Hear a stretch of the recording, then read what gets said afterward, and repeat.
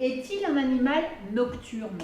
Non. Est-ce qu'on sait déjà ce que ça veut dire nocturne? C'est Oui, vraiment compliqué. Hein. il dort la nuit. Il dort le jour et vit la nuit. La star ce samedi, c'est lui, le hérisson. S'il est familier des jardins alsaciens, ce petit mammifère est aujourd'hui menacé.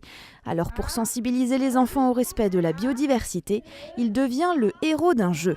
64 cartes, 6 thèmes de questions. Imaginé par Mulhouse Alsace Agglomération, ce plateau sert de support pédagogique au centre d'initiation à la nature et à l'environnement de Lutterbach.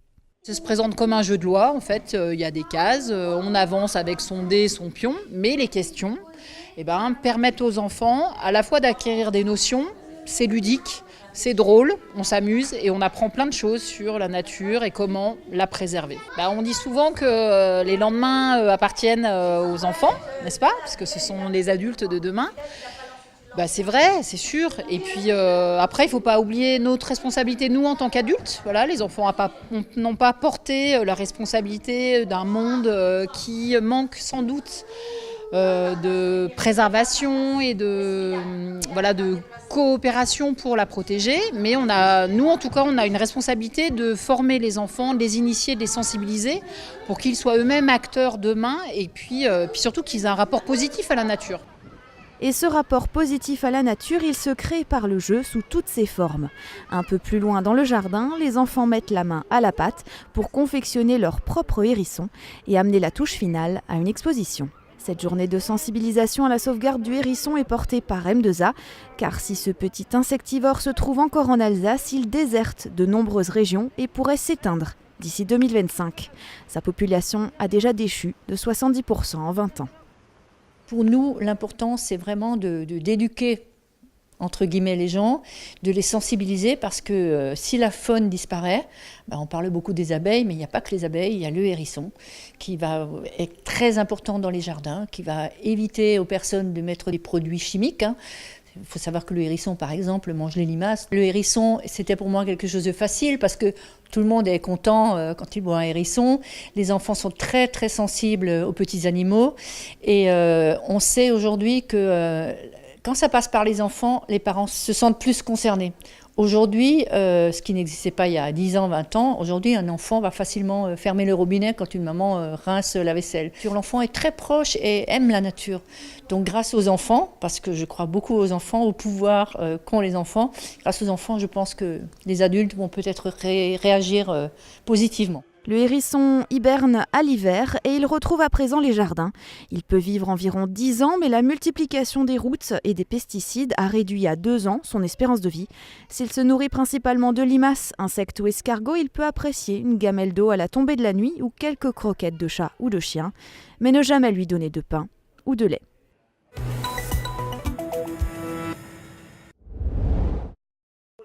Soline et Louane sont 2 petites patientes du centre hospitalier de Troyes. Pour aller en radiologie ce jour-là, elles utilisent un nouveau mode de transport. 2 voiturettes électriques ont rejoint le service pédiatrie. Les enfants sont ainsi plus détendus avant de passer des examens médicaux. On appuie sur les pédales pour attendre l'autre voiture et on lâche parce qu'il y a une pédale et puis il y a un petit bouton pour reculer et avancer. Comme ça évite de marcher et de trébucher. Ça fait drôle parce que j'ai pas trop l'habitude. L'objectif, passer un moment plus agréable à l'hôpital et rassurer les enfants, ce qui permet d'aborder le soin autrement et de façon positive.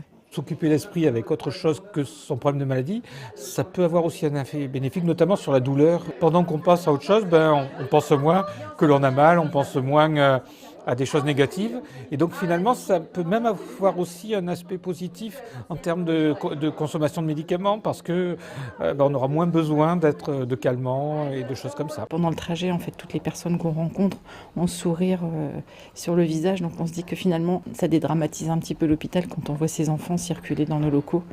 Donc je pense que ça sera déjà une bonne expérience à vivre de voir tout ce qu'on peut donner. Pas que à la pédiatrie, mais finalement à l'ensemble de l'hôpital. C'est l'entreprise Beltramelli qui a offert ces 2 véhicules à l'hôpital de jour. Les voitures peuvent être pilotées par les enfants à partir de 3 ans. Des soignants les accompagnent et les guident dans les couloirs à l'aide d'une télécommande. Alors la télécommande, elle fait avancer, tourner les roues, reculer et on manœuvre pour qu'elle passe dans les couloirs tout droit. Ou en fonction de l'enfant, s'il est petit, on va nous-mêmes manipuler. S'il est un petit peu plus grand, ils sont contents eux-mêmes de le faire, quoi. Voilà.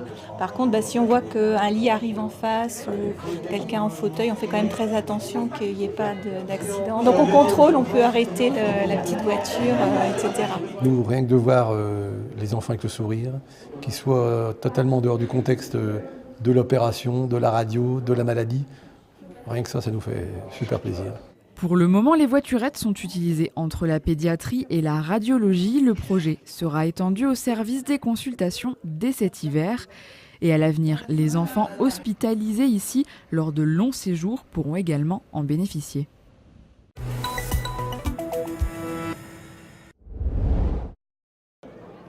Tous les verres étaient tendus hier pour goûter les breuvages du cru mosellan.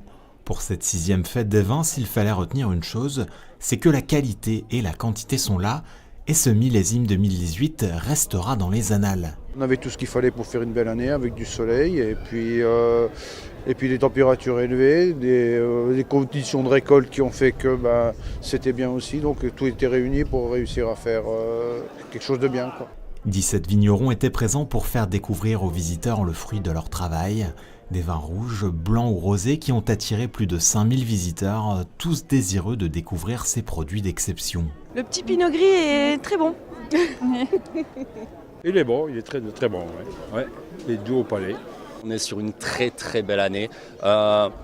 J'ai pas encore pris le carton et je pense qu'il devrait pas tarder à être dans la voiture. Car depuis quelques années, avec le label AOC, le regard des gens a bien changé et démontre que le savoir-faire des viticulteurs mosellans n'a plus grand-chose à envier à ses voisins. Pourtant, il y a presque 35 ans, et avec seulement 3 hectares, les vignobles mosellans ont failli disparaître. Et sans la mobilisation des vignerons puis du département, ils n'auraient jamais pu trouver ces lettres de noblesse. Ça a été une véritable prise de conscience, non seulement que nous pouvions perdre une partie de notre patrimoine, mais surtout que nous risquions de perdre une des belles pépites de la Moselle, un de ses joyaux, un des moyens de la reconnaître, de la différencier des autres départements lorrains. Aujourd'hui, ce joyau comporte 70 hectares d'exploitation. Si le bon vin réjouit le cœur de l'homme, alors il y a fort à parier que la commune de Sierck-les-Bains a fait bien des heureux hier.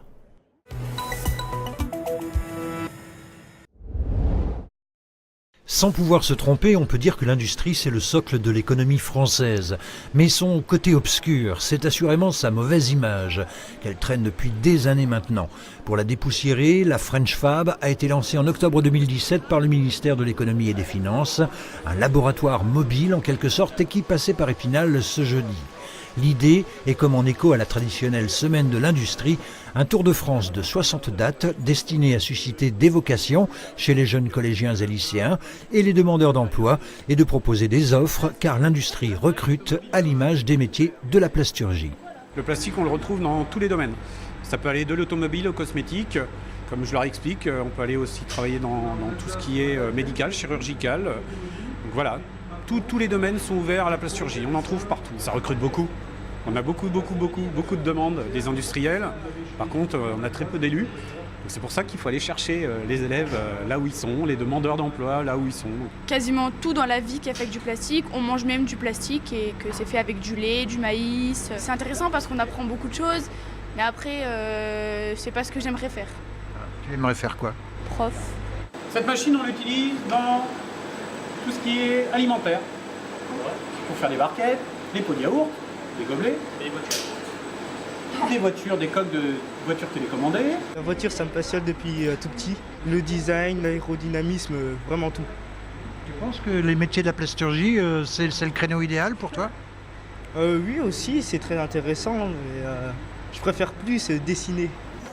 Conférences, job dating, ateliers d'échanges ludiques et éducatifs, le French Fab Tour regroupe dans son sillage de nombreux partenaires. Les industries, bien sûr, les régions, une banque publique d'investissement, tout se réunit autour d'une bannière, le coq bleu. Trop souvent, dans la tête des gens et dans la tête des jeunes même, l'industrie, c'est sale, c'est poussiéreux, c'est germinal. Et l'industrie, finalement, c'est plus ça du tout. Aujourd'hui, on a une industrie qui est vraiment moderne, qui est propre, une industrie qui a des parcours, qui offre des parcours de carrière absolument fabuleux. C'est surtout également pour répondre vraiment à une problématique aujourd'hui, un manque de compétences, un manque de bras, un manque de manœuvre qu'il y a au niveau des industries. C'est ce qui bloque aujourd'hui un petit peu la croissance de ces entreprises. Dans les Vosges, chiffre 2017 de la CCI des Vosges, l'industrie représente 4 458 entreprises pour un peu plus de 32 000 salariés, soit 47% de l'emploi. Des entreprises qui recrutent, ça crève les yeux, leurs salariés de demain.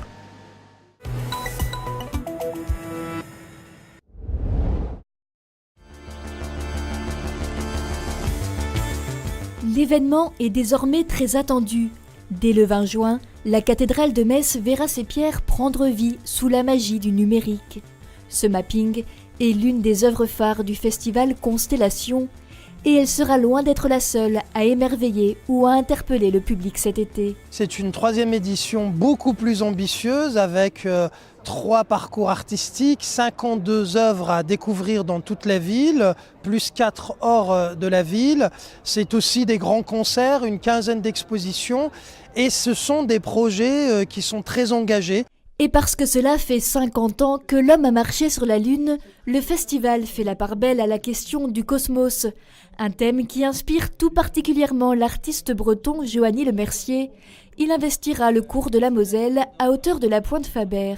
C'est une projection sur un écran d'eau qui va flotter au-dessus de la Moselle. Et donc la projection est un peu une exploration des formes géométriques qui connectent les étoiles, qu'on appelle donc constellations.